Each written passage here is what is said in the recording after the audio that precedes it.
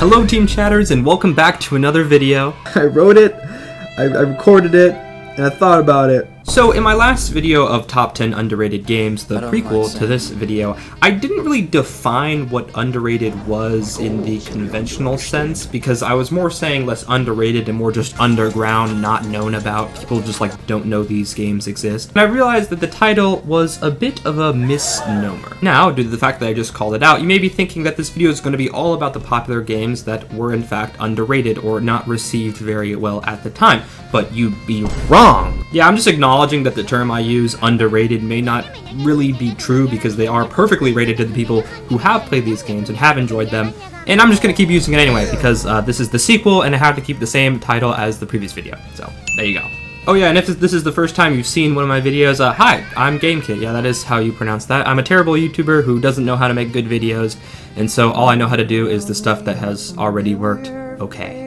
My insecurities aside, let's take a look at some more of my favorite underrated games, examine why they're good, ideally without spoiling them, and give you some inspiration for stuff to spend on and then never play for the next big Steam sale, like I know you all do.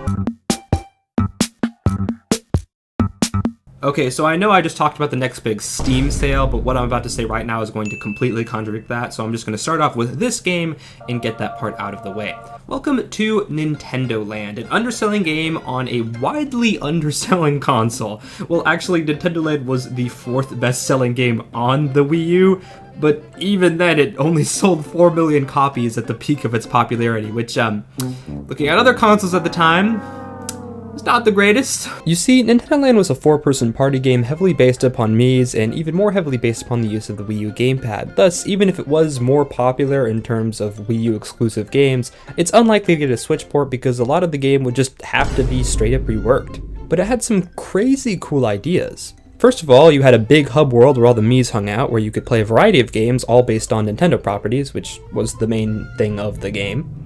I particularly enjoyed the Luigi's Mansion one, creatively using the Wii U gamepad as its own screen, where one person would play as the invisible ghost and the others as ghost hunters just trying to survive. Some other great ones were the F-Zero game, which is the closest we've gotten to an actual F-Zero game in forever, the Legend of Zelda co-op one where you fought monsters, the actual really awesome Pikmin one, and the surprisingly good Metroid co-op. Unfortunately, the game did not have the longevity that I and the handful of fans who actually cared about this game would have hoped for. It wasn't as popular as Mario Kart 8, a Mario Kart game so good that they just straight up ported it to the Switch and didn't make a new Mario Kart game, and it wasn't as, necessary to have as Smash 4, which was the next installment in the Super Smash Bros. Franchise, which was kind of the only thing that ever sold on the Wii U. And then there's also the whole shutting down of the Miiverse and stuff like that, and Nintendo generally just kind of wanting to sweep the Wii U under the rug as a big failure that nobody wants to acknowledge. But if you ever find yourself, for whatever reason, at the house of somebody who still owns and uses their Wii U, ask to play Nintendo Land. I'm sure this will bring up a whole slew of memories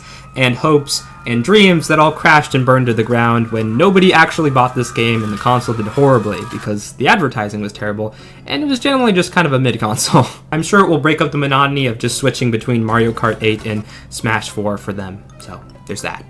What I'm trying to say is that Nintendo Land has a lot of great stuff in it. It's a real hidden gem, and unfortunately, it's very likely to stay hidden for forever. And yes, before you ask, I do have a Monita potty pillow. She's my wife, and I love her very much.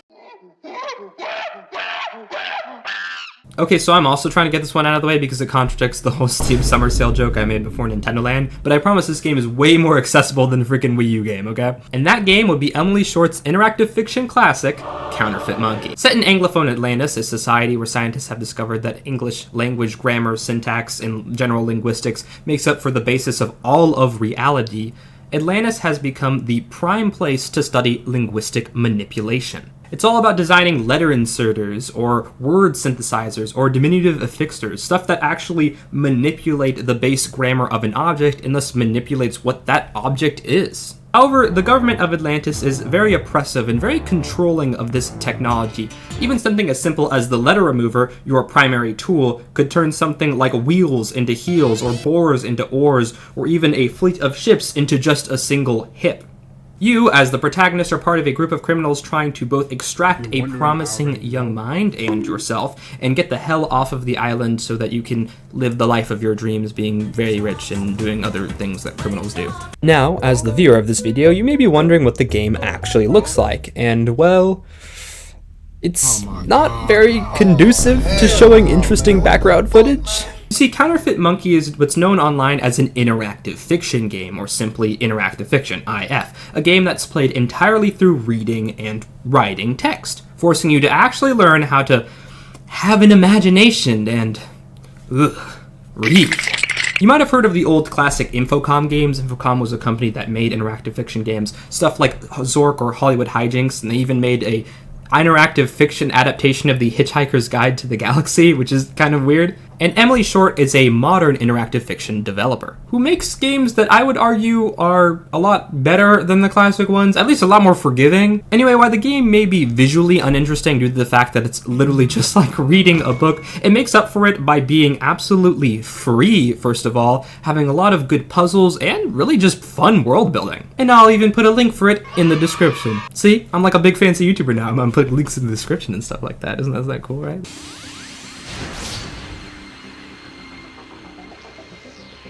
Vanquish is Sega's third-person shooter that prides itself on its movement and quick gameplay, where you, a futuristic DARPA soldier, fight Russian robots in space, which is pretty awesome, I guess.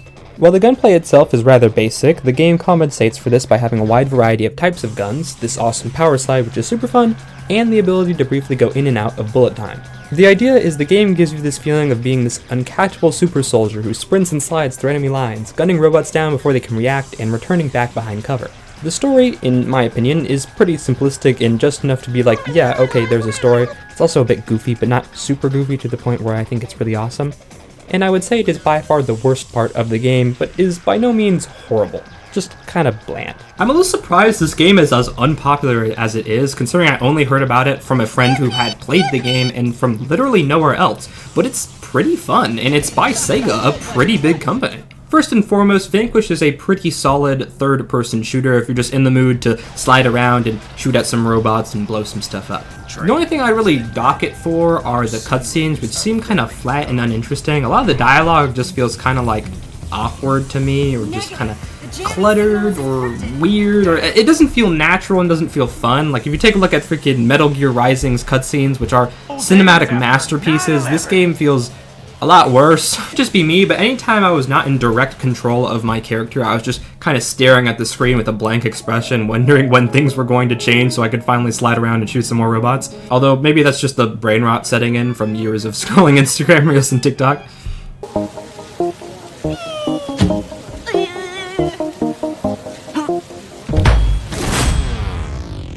Going Under is a highly satirized roguelike dungeon crawler, a type of game that I've become very familiar with throughout my time playing video games, and it's pretty good. It stars you, Jackie, as the new intern in Fizzle Industries, a startup company that makes beverages in a city called Neo Cascadia, which is a kind of futuristic, urban, not quite sci-fi, but more futuristic-y city. For some reason, as part of your job, you'll wield office junk as weaponry as you make your way through the procedurally generated worlds of failed startups that have all gone under.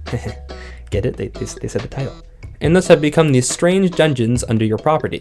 Yeah, basically, failed startup companies turn into dungeons which are all beneath the building that you work for. Which is something that apparently happens in this universe. The gameplay is simple but engaging, encouraging you to think on the fly, master quick dodge rolls, and just pick up anything you see and fling it at people. The game places a lot of emphasis on this cutesy corporate art style and satirizing the stupidity of capitalism, monopolies, and modern office work culture. Which is something I definitely know a lot about. Regardless, it's a great game with funny and simple characters, neat perks, and a bunch of quippy references and parodies to a lot of companies or company-related things. While the gameplay can get a little bit stale, like any good roguelike, if you keep losing multiple runs, what the gameplay lacks in novelty, it more than makes up for in fun charm. And I can forgive a little bit of gameplay monotony if it means making fun of crypto bros in the process.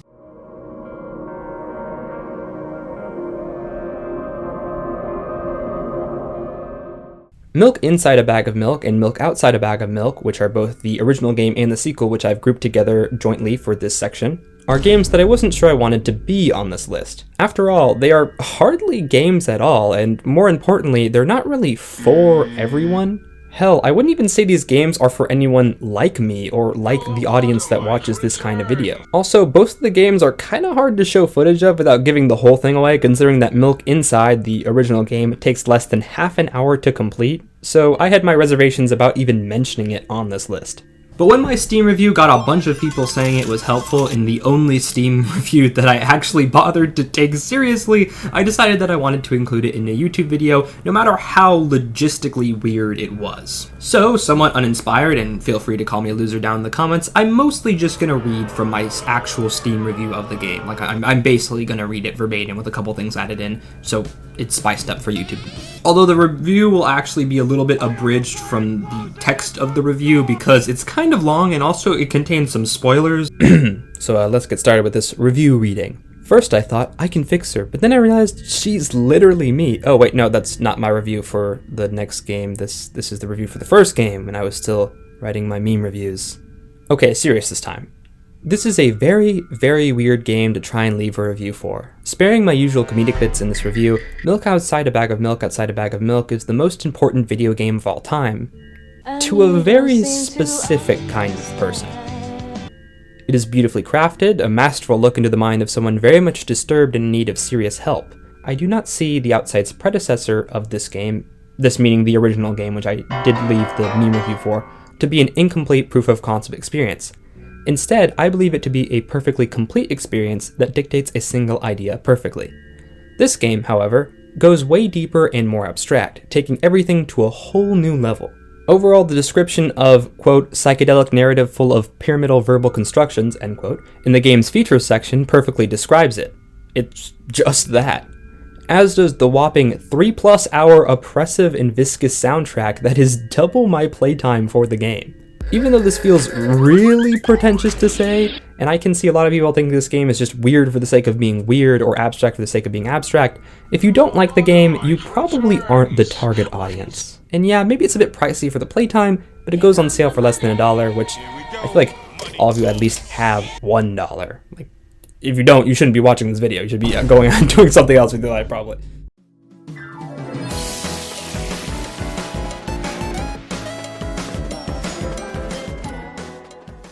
Taking a break from whatever that was, Lovely Planet is a game. It's a very simplistic game. In fact, in terms of 3D platformer first-person shooters, you don't really get more simplistic than whatever this is. Like I said, Lovely Planet is a first-person shooter 3D platformer hybrid where the priority is to complete the level as fast and as precise, i.e. not missing shots, as possible. Despite its relatively simplistic and childish-looking graphics, Lovely Planet is a fairly difficult game requiring great reflexes and a very go-go-go-go-go mindset. At least, it's not a very casual game. This is one you definitely have to not be playing Subway Surfers in the corner or something to complete.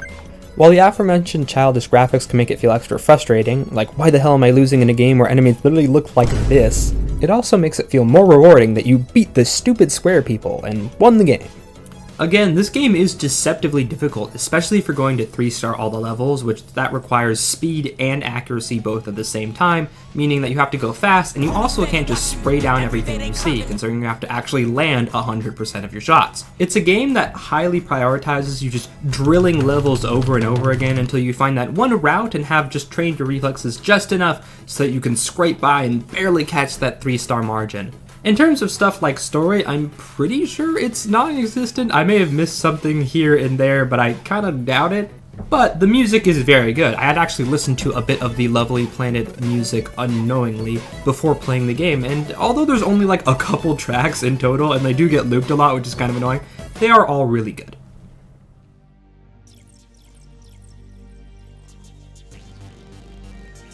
Cyberhook is a really fun and fast-paced first-person shooter, kind of, but mostly just a 3D platformer with this really neat sort of future computery aesthetic you're seeing right now. Like Lovely Planet, this is a game that highly prioritizes speed, although less efficiency of shooting, and makes you feel like an actual legend when you thread the needle perfectly and hit the end. While the game proper is relatively short and doesn't have much in terms of an awing story, it's a really fun game to grind out and practice for a bit when you have some downtime, swinging through levels and getting a feel for the game's momentum, which is a ton of fun. The game also offers replays of the top scorers whenever you beat a level, because it has this thing that's like a global leaderboard that each of the leaderboard stats comes with their own video of the person who did it. So if you ever want to feel absolutely humiliated or like you're a monkey among scholars, feel free to watch like the top 3 videos. Other than that, if you wanted more of the game, because the game is relatively short, Cyberhook is one of those really cool games that offers players the opportunity to create workshop levels and publish them. And for you, someone who isn't as creative, to download them and play them. And they're kind of fun. Yeah, like have fun trying to actually pull this off without a bajillion hours. I'm gonna go back to something I'm actually good at, like Peggle, or My Femboy Roommate.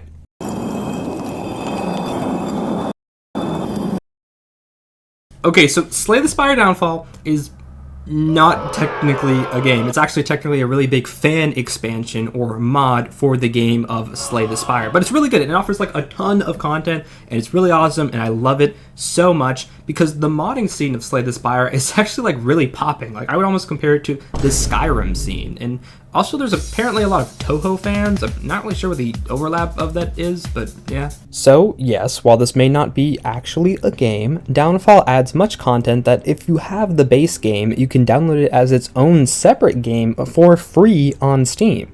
In case you're wondering what actually comes with the Downfall expansion, well, first of all, it adds the Downfall game mode of Slay the Spire, along with a regular new playable character. You see, the Downfall game mode allows you to play as some of the monsters/bosses of Slay the Spire, all with their own unique mechanics and card art. Essentially, it gives you access to a whole new way of playing Slay the Spire, and since you're actually the monsters, you play the map from the top down instead of the traditional bottom up, and there's a bunch of little neat details like that that have changed from the regular base game.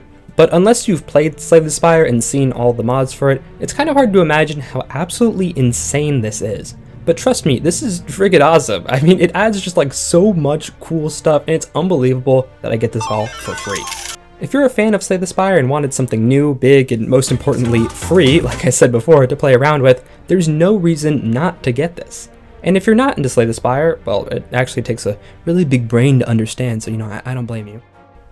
Okay, just kidding. Try it out, please. It's an awesome game, and the sequel's just around the corner.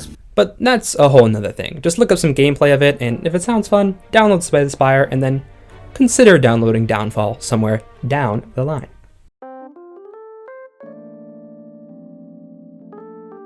Deadbolt is a 2D pixelated stealth game created by Hoku Games, the creators of the Risk of Rain franchise, and it very clearly stands in the shadow of its older brother, considering the fact that Risk of Rain has gotten 3 games, Risk of Rain 2, and Risk of Rain Returns, which I know is just a remake of the first game, but like, hey, come on. And Risk of Rain 2 itself is not only renowned as one of the greatest roguelikes of all time, but has also had 2 DLCs. I mean, one of them wasn't really well received for a long time, but it does have 2 DLCs. And the only thing that Deadbolt has gotten since its release is a skin in Risk of Rain 2. So I'll leave it up to you to decide who the favorite child is. But Deadbolt, while decisively less popular and very different, being a linear stealth game instead of a roguelike, still has a lot of cool things to offer. To give a brief summary, in Deadbolt you are a Reaper tasked with taking out the undead who have wandered into the human world and putting them back where they belong. To do this, you sneak your way into houses, parties, and bars, quickly, and ideally silently, dispatch them with your host of surprisingly normal firearms, and get in the getaway car to go back to your place for a quick rest and the next assignment. Deadbolt has a lot of stuff going for it. The most standout is probably the soundtrack, composed by Greek composer Chris Christodoulou, who also worked on the Risk of Rain original soundtrack. I mean, stuff like the BFG Division and Rip and Tear are all cool and all, but when I pull up with Reaper and Blues, or Reaper Blues, I feel like I'm the coolest guy in the world, and it's so clean. Other than that, the gameplay is quick and clean, rewarding you for more thoughtful planning than fast reflexes, and even a bit of story/worldbuilding/aesthetic is pretty interesting. I like the whole vibe of Deadbolt, which is a big part of it for me. There's this whole bit about stopping this trafficking of a super drug the undead like, and there's a bunch of other interesting little things that make it worth whatever it goes for on sale, and I definitely think you should play it. Despite its cult classic status and its surprisingly consistent fan base, ever since the devs moved on to Valve to work on whatever they're doing there, I feel like it's unlikely that we're ever going to get a Deadbolt 2. At one point, based on an interview with Hopu Games that was conducted quite a bit ago, they did say that they were planning to create another linear game, maybe like Deadbolt, maybe a Deadbolt 2, but considering the fact that, like how I mentioned before, they moved on to work to Valve and they also sold the biggest IP to Gearbox, I don't think they're going to be embarking on any crazy creative endeavors, so you're going to have to stick with those user-generated levels for Deadbolt for now. Okay, hear me out. I know this game is not underrated, I just spent a bit of Deadbolt talking about how it's very much not that, and hey, it's an honorable mention, so I can say whatever the hell I want.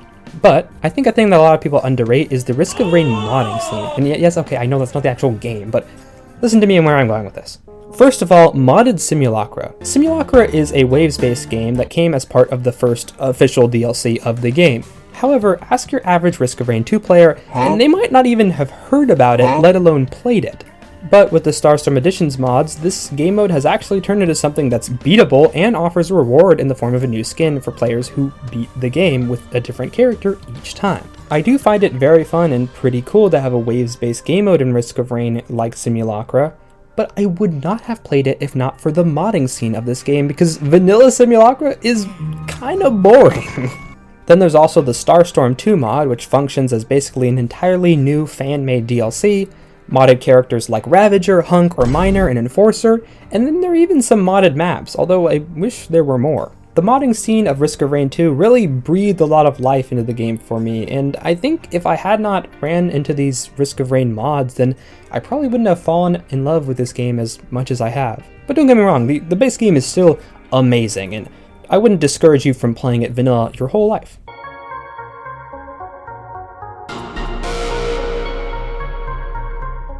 Ghost Runner is a decently popular 3D platformer FPS, although you don't actually shoot anything, you kind of just slash stuff. I guess FPS could also stand for first-person slasher, where you play as this cool robot ninja thing called a Ghost Runner in this dystopian cyberpunk city and try to topple the current regime. It's pretty awesome, short, and clean, and while a bunch of people have played it and it was decently popular when it came out, I only learned about this game when I got it free on Epic, which is not a good sign of a game's popularity and survivability. And actually getting the game free on Epic is the only reason I still have Epic, in the hopes that I would get something of the same quality for free later on in the future. The gameplay is fast, satisfying, and certainly addicting, allowing for deflecting bullets, running on walls, and slowing down time to slash your opponents in half. Also, you are one-shot to everything, meaning you'll die at the slightest graze of your arm, but most enemies are also one-shot, giving this death-defying, risky, and elating feeling to each combat. It's awesome, and I wished more people talked about it. There also was a sequel, Ghost Runner 2, which is good, but in my opinion, I feel like it's trying to do too much. Like, there's NPCs in that one, there's like a hub world, and in the first game, you didn't actually really see any humans in it, and in the second game, you can kind of tell because they look kind of off. Well, enough about that. Time to go on to the last game.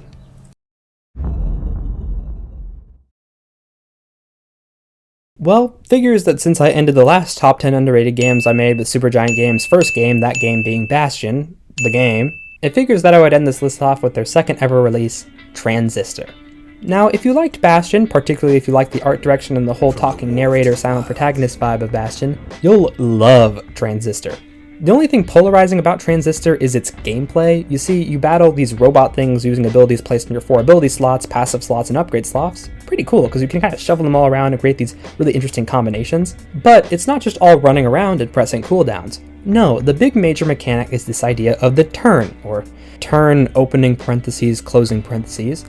A mechanic that allows you to freeze the gameplay and plan out a series of moves/actions and then execute them like you're running a program. The whole game actually has a pretty big coding theme, and your abilities also contain files on people stored like code, giving some neat world building. Some people find this gameplay a bit repetitive and sort of clunky. I myself originally bought this game more than a year ago and thought the same thing, but when I resumed my gameplay only a few weeks ago and we played the whole game, I fell in love with it quick, and I'm sure you can learn to do the same. It's pretty short, and I remember just finishing the game, staring at the screen for a couple seconds, not completely registering that it was over, and then like 2 hours later I was like, dang, that was a really good game. This game just has so much character to it, and while I'm primarily talking about the art style and the aesthetics, it's not limited to that. Stuff like the voicing of the narrator, the guy in your sword. You meant these things. They do not have a sense of humor. They will track you down. The bits of reading terminals and typing in terminals if you want to is really awesome. There's the combat, there's the music in the combat, like when you're using that whole turn thing or turn opening, closing parentheses.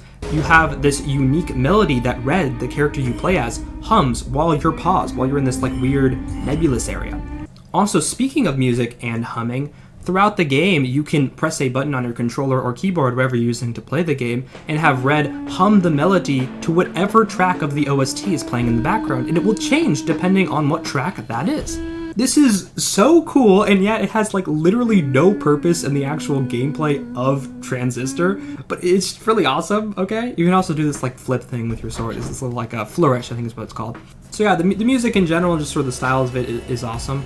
Darren Korb, who I'm pretty sure composes for all of the Supergiant games, is really awesome. I mean, he's no Chris Christodoulou, but he comes close sometimes. So, what are you waiting for? Well, I guess you're waiting for the next big Steam sale, which makes a lot of sense. But when it comes around, do not hesitate to buy this thing the first chance you can.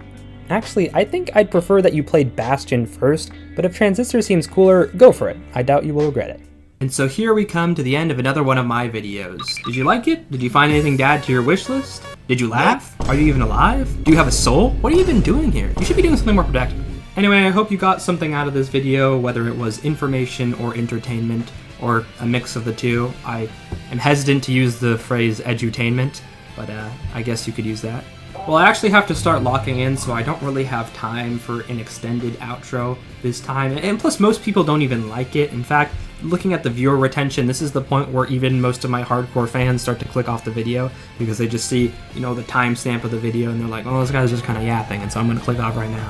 Which is wrong. Bad viewer. Bad TikTok brain, Instagram Reels brain viewer. You have brain rot, okay? You need to have some mental detox. Anyway, see you later.